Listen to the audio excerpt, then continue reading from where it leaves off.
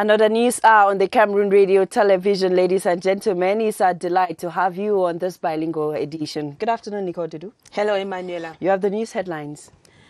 Bonjour à tous. Au sommaire de l'actualité, première session ordinaire de l'année législative. Ouverture en ce moment à l'Assemblée nationale et à 16h au Sénat. La session qui se déroulera dans un contexte de pandémie à coronavirus verra le renouvellement du bureau des deux chambres. Premiers échos et enjeux des assises dans le 12h.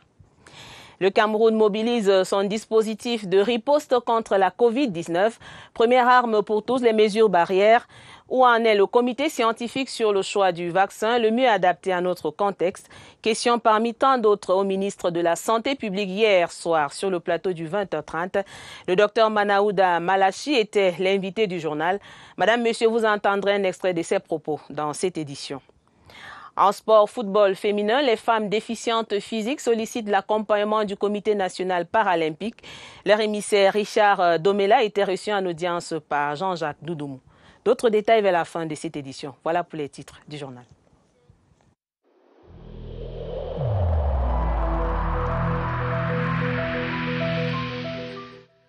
Je vous exhorte de nouveau à porter vos masques, à vous laver régulièrement les mains et à faire appel à un médecin ou à tout autre personnel de santé au cas où des symptômes apparaissent.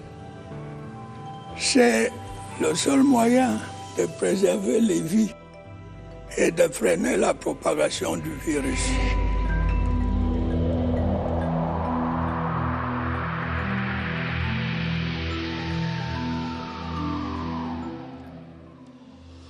And like you heard in one of our lead stories, the ordinary session of the 2021 legislative year in Cameroon has opened at the National Assembly. It was presided at by Honorable Laurentine Kouafege in the presence of the members of government led by Prime Minister Joseph Dion Gute. During the session, the gruesome killing of 3 traditional rulers in Lebialem division in the southwest region was strongly decried. The call for the consolidation of peace in the crisis-stricken regions equally highlighted why the lawmakers were enjoined to be peacemakers during the session through the kind of laws that they will be voting. For the first echo opening at the National Assembly, let's hook up with Clarence Ngi. Good afternoon, Dudu.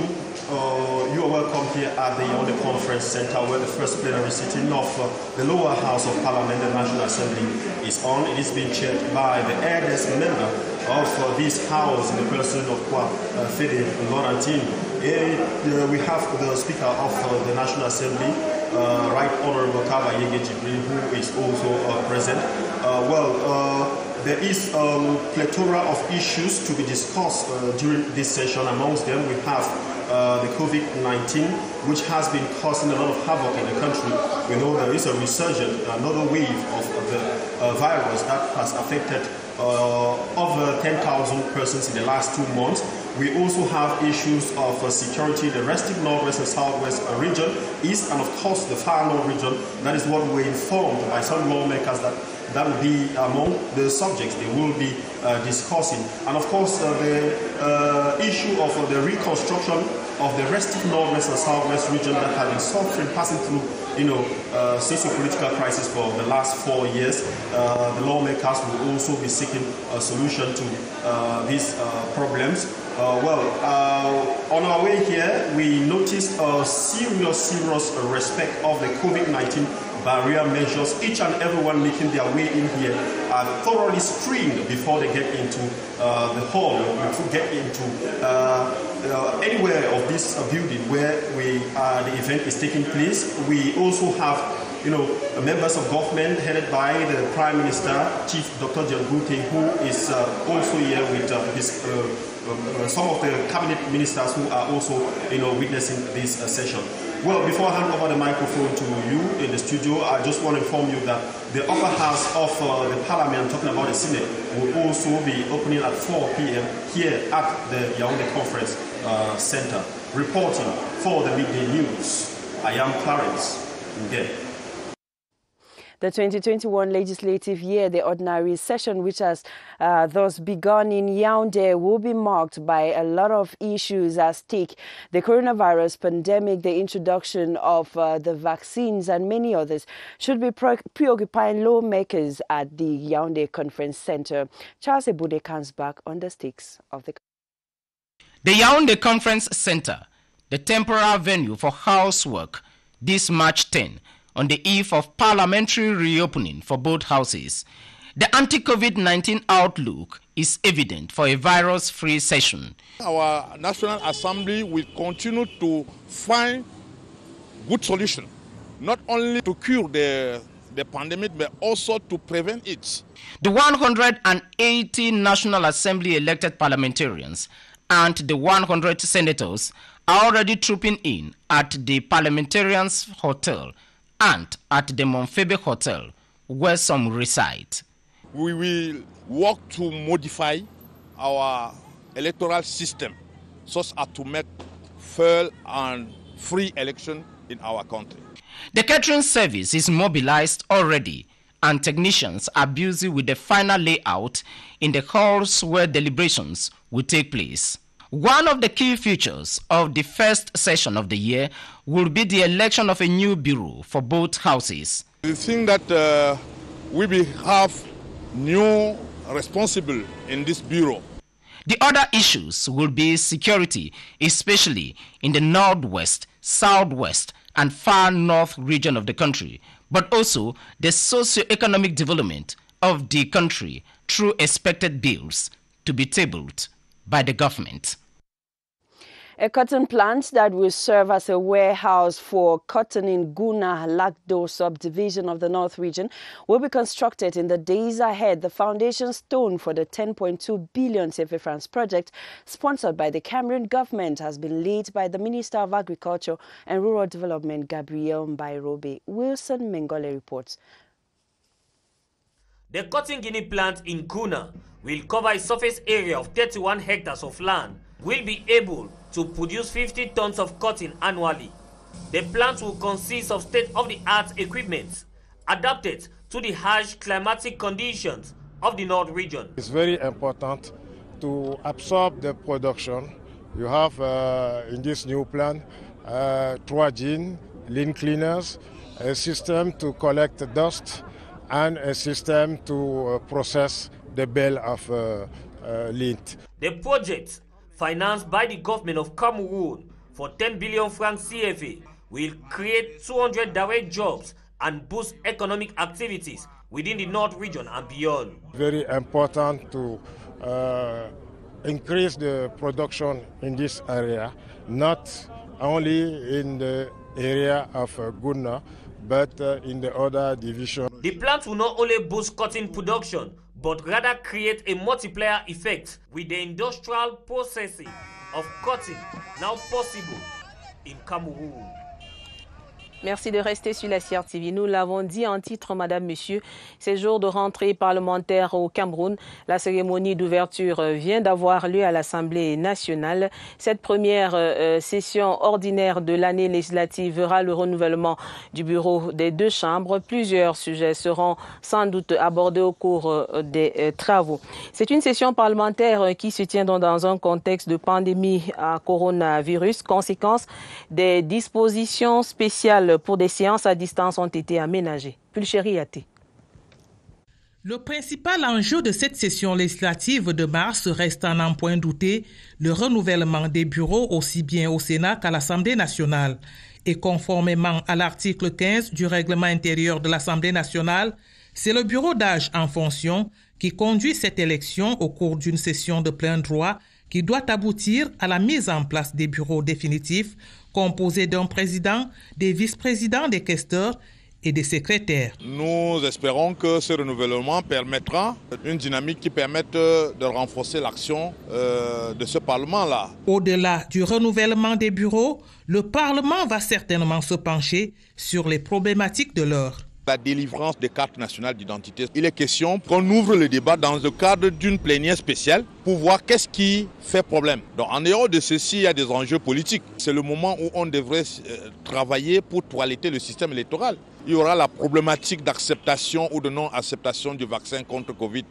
Il faut relever qu'en raison de la résurgence de la pandémie de la Covid-19, l'administration parlementaire a décidé de la tenue des travaux en présentiel pour les députés et en vidéoconférence pour le public. L'accès aux différents sites étant exclusivement réservé aux parlementaires, aux sénateurs, au personnel dûment désigné et aux médias accrédités.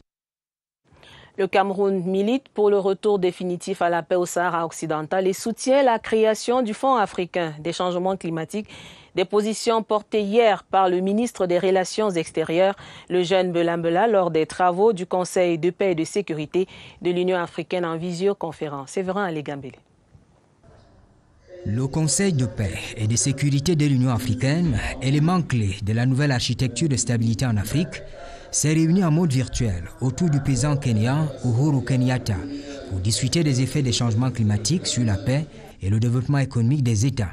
Sur cette question, le chef de l'État du Cameroun, dont la voix est portée ici par le ministre des Relations extérieures, a montré qu'il avait une vue large de la menace que font peser les changements climatiques sur l'espèce humaine, la sécurité des nations. Parmi les axes majeurs, il y a lieu de citer, entre autres, la lutte contre la déforestation.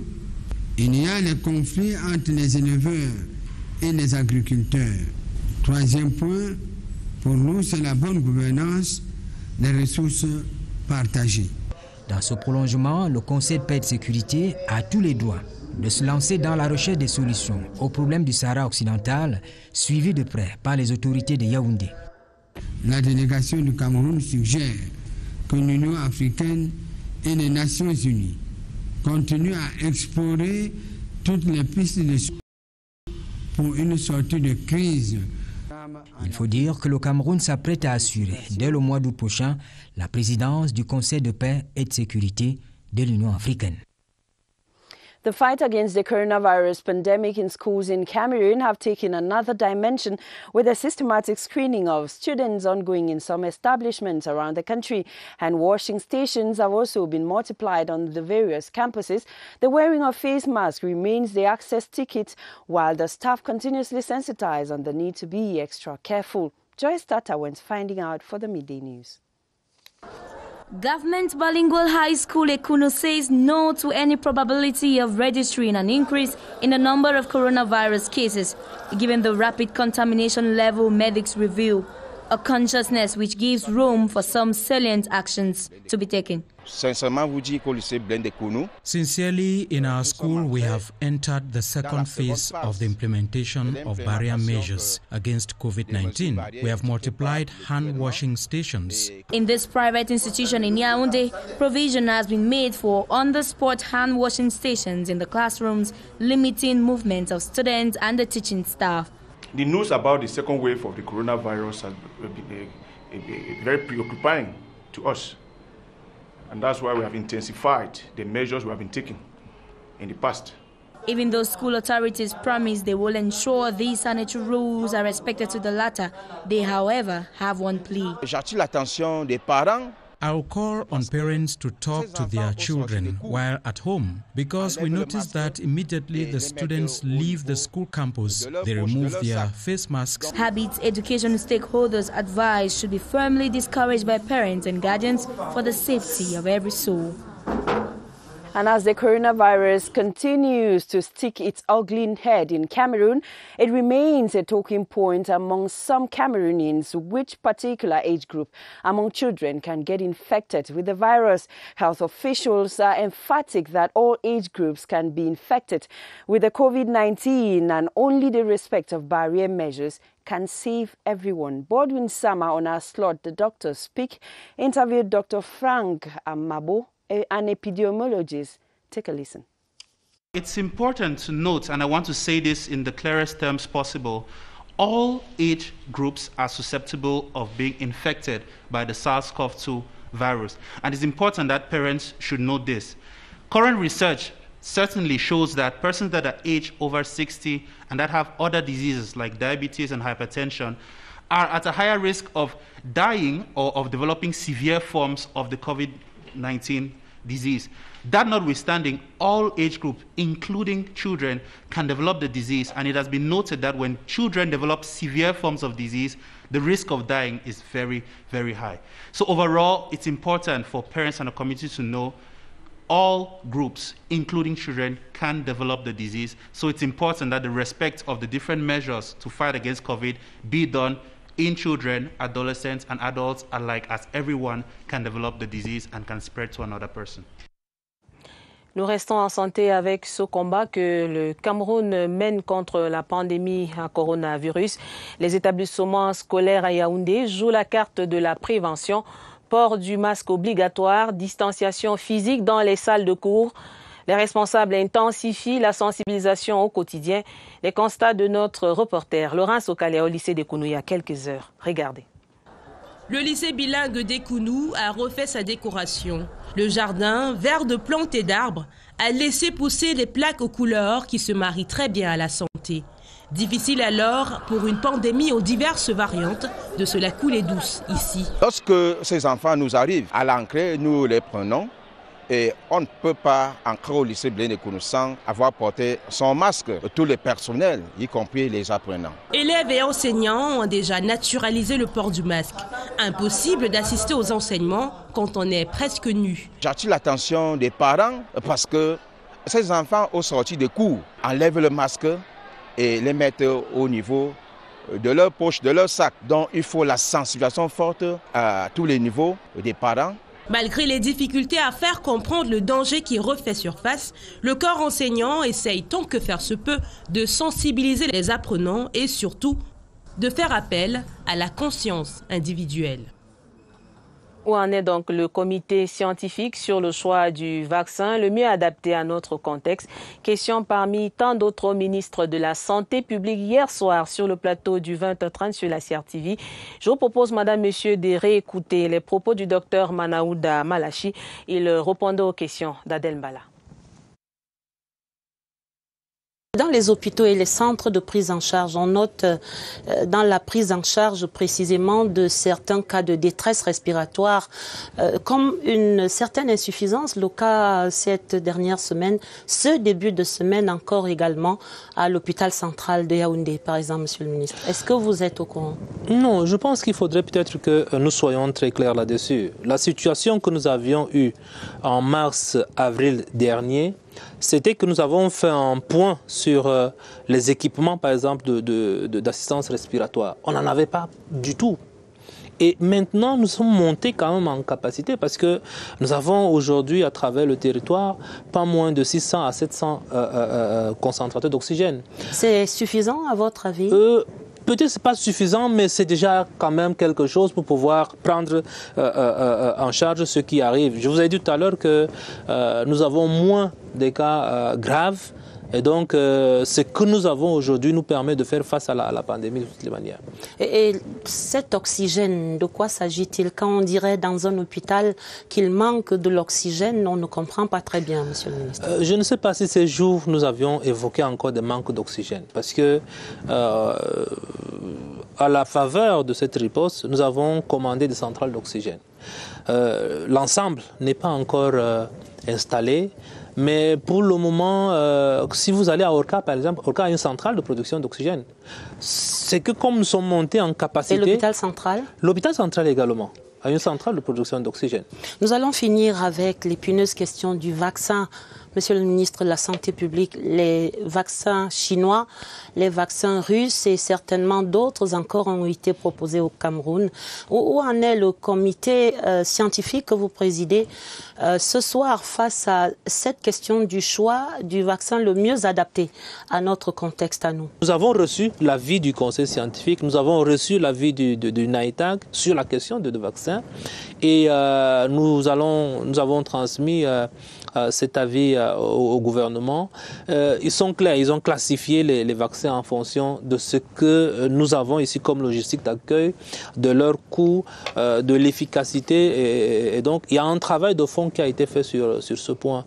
Et je crois que le meilleur vaccin sera choisi pour le Cameroun. Ce n'est pas fait. Pour le moment, ce n'est pas fait, mais nous recevrons bientôt un ensemble de vaccins qui est un don n'est-ce pas, de la facilité COVAX. Et ça, c'est déjà fait puisque nous savons que c'est AstraZeneca qu'on va nous envoyer. À quand les premières doses? Nous sommes censés avoir dans une dizaine de jours 864 000 doses de AstraZeneca. Les modalités de cette vaccination, monsieur le ministre? C'est clair. C'est-à-dire, nous avons reçu de très hautes instructions de monsieur le Président de la République sur les vaccins. D'abord, le principe est que le vaccin sera gratuit.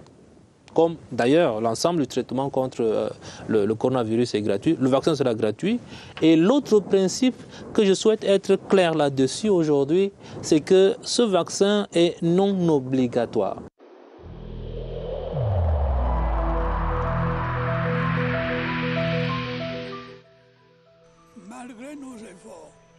Despite our efforts, COVID-19 plunged many families into mourning and seriously hampered the functioning of our economy and society.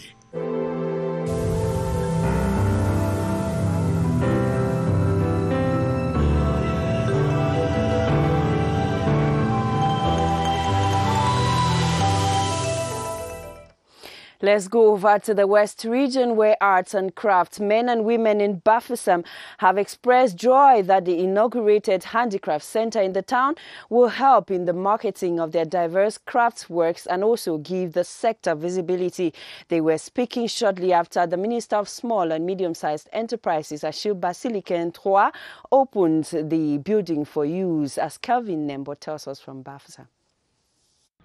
It is a dream come true for craftsmen and women in the West region. The 500 million watt regional handicraft village located at the Toket neighborhood that has been inaugurated by the Minister of Small and Medium-Sized Enterprises, Social Economy and Handicraft, Achille Basiliken III, will serve as a veritable showroom for them to better market their high-quality craft items, increase revenue, by so doing ameliorate their living standards. On the occasion, marked by a series of stage performances, the Minister of Small and Medium-Sized Enterprises, Social Economy and Handicraft, who installed recently appointed officials of the Handicraft Village, invited all cultural stakeholders to work together in order to get the most out of the new structure.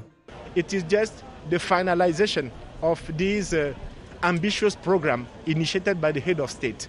They should make good use of this infrastructure. The Handicraft Village will serve as a monitoring center for handicraft production, exhibition, marketing, and animation activities dedicated to craftsmen and women in the West region. Back in Yaoundé, a gang of suspected robbers who attacked and made away with a laptop, phones and a vehicle of one university lecturer has been intercepted by the judicial police. They were presented to the media in Yaoundé yesterday and they are behind bars as expected to respond for their acts. Romeo Kenny watched them. These 6 suspected armed robbers in police custody in Yaoundé fell into the security dragnet last February 11. They made way with electronic accessories, money and the vehicle of a varsity don. On the 10th of February 2021, in Van Minkan, the gang of 3 unknown persons robbed the dean of studies of FCEGA, Douala University, and they take away the vehicle and all the victim items. All robbers have been arrested less than 24 hours. The gang's leader, Eliasu Rago, was intercepted in Gaundere, Adamawa region. Age 39, he is an ex-convict. Information from Judicial Police reviews. If you are victims of similar attack, report to the nearest police unit. You can call the free police number 1500 that functions 24 hours 7. The suspect will be handed over to the competent judicial authorities. Parlons à présent du ciment au Cameroun. Le prix ne baisse pas. Malgré l'installation de 6 cimenteries et une production annuelle de 4,7 millions de tonnes, pour les consommateurs, c'est une arnaque des industriels. Certains estiment même que les fabricants voulaient baisser leurs coûts, mais ont été rappelés à l'ordre. Faux rétorquent les pouvoirs publics. Tout est dans la principale matière première importée par les cimenteries. À l'heure actuelle, 2 des 6 marques ont connu une hausse à l'achat, laissant le consommateur sans voix. Le prix du ciment au Cameroun, une enquête menée par Cyril Kingé, BP. Le ciment est ce qui manque le moins dans les quincailleries. L'offre est au-delà de la demande, soit 4,7 millions de tonnes l'an. Là où tout coince, c'est le prix. Il y a les ciments qui coûtent 4 000, il y a 4 300. Présentement, nous sommes à 4 800. Il y a de cela une semaine et demie qu'ils ont ajouté 200 francs par sac de ciment. Il y a le fournisseur qui signale que le ciment a augmenté de 200 francs. Et c'est tous les détails, je ne maîtrise pas. Les 6 cimenteries nationales broient de la pouzzolane et du gypse, qui ne représentent qu'entre 5 et 10% des constituants du ciment.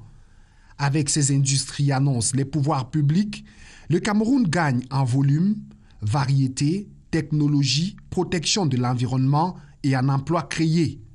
Les différents types de ciment qui existent sur le marché, il y a Dangote, il y a Robus, il y a Metsem, il y a Cimaf, il y a Lyon, il y a Multix. Le constituant principal qui s'obtient grâce au broyage du calcaire et de l'argile, c'est le clinker. Il est importé. Le prix est fixé à l'international. Conséquence, il serait très difficile de baisser les coûts, annonce-t-on au ministère en charge de l'industrie. Pour que le coût du sac de ciment de 50 kg baisse, il faut multiplier des usines de broyage du clinker. À ce jour, une seule fonctionne à Figuil, région du Nord. Our feature page is we revisit the collective wedding ceremony of some 20 couples in Yaoundé who have been cohabiting for some years now. The Ministry of Women's Empowerment and the Family and the Yaoundé City Council decided to legalize this union as part of activities to mark the 36th edition of the International Women's Day. Joyce Tata witnessed the couple exchange rings and now reports. Like Daphne, these over 20 couples are saying jusqu'à la gare before government and family, an initiative of the mayor of the city of Yaoundé and the West Federation Association, so much applauded by the couples who have been wishing to carry such an act with their better halves. It's a good opportunity, and I pray God that all those who are still bringing their foot behind, that they should join us so that the next time, so that all of them, they meet us in our own team. Because when my friend died, I was very astonished to see that the wife was there training in the mud because she didn't have this paper. And it was not normal. It is also a decision encouraged by the Ministry of Women's Empowerment and the Family, a partner of the association. The marriage is important in the life, you know. We are supposed to use all the possibilities that we have to develop our family. Ministry of Women Empowerment is encouraging that initiative to create the harmony in family and protect our family. It is in its second edition, and the organizers plan to hold many more collective marriages in the months ahead, easing the tax for lovers who wish to take their relationships to another level. En sport, les femmes déficientes physiques s'intéressent à la pratique du sport pour amputés. Elles en ont pris goût après le match d'exhibition livré le 8 mars dernier. Le président du comité national paralympique recevait leur émissaire Richard Domela en audience. Le compte rendu d'Évariste Yenga. Il est venu porter la voix des femmes amputées, mais des footballeuses unijambistes. Il s'agit de regrouper les femmes ou les jeunes filles qui, pour une raison ou pour une autre, se retrouvent en situation d'amputation, que ce soit une amputation de jambes, de membres inférieurs ou de membres supérieurs. Pourquoi? Parce que nous avons constaté que ce sont des personnes qui se sont marginalisées ou alors ont été marginalisées par la société. Elles se sont soit mises en prison elles-mêmes ou alors la société les a mises en prison. Richard Dommela sollicite un accompagnement du Comité national paralympique afin de promouvoir cette pratique du football par des femmes déficientes physiques. Richard a reçu un avis favorable. Je retourne étant très fier, sachant que chaque fois que nous aurons besoin du Comité national paralympique, nous n'allons pas hésiter, nous viendrons rapidement. Ces femmes amputées ont livré un match d'exhibition le 8 mars dernier. Ce sont de potentiels licenciés de la Fédération camerounaise des déficients physiques. And of course, a disability is not inability. We wrap up this midday news on that note, calling on you all watching us to keep safe as the coronavirus pandemic keeps on ravaging. See you tomorrow, Nicole. Très belle journée, Manuela. Madame, Messieurs, merci d'avoir suivi.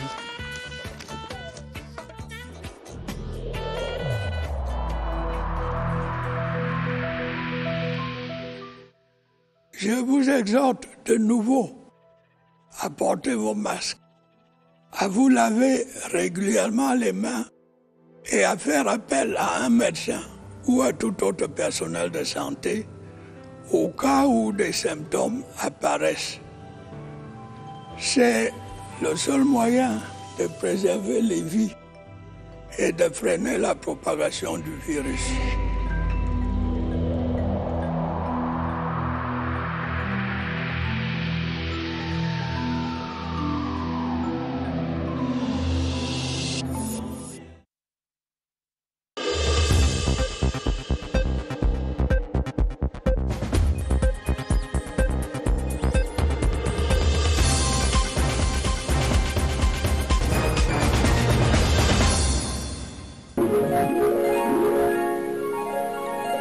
CRTV News, ici, toute l'info.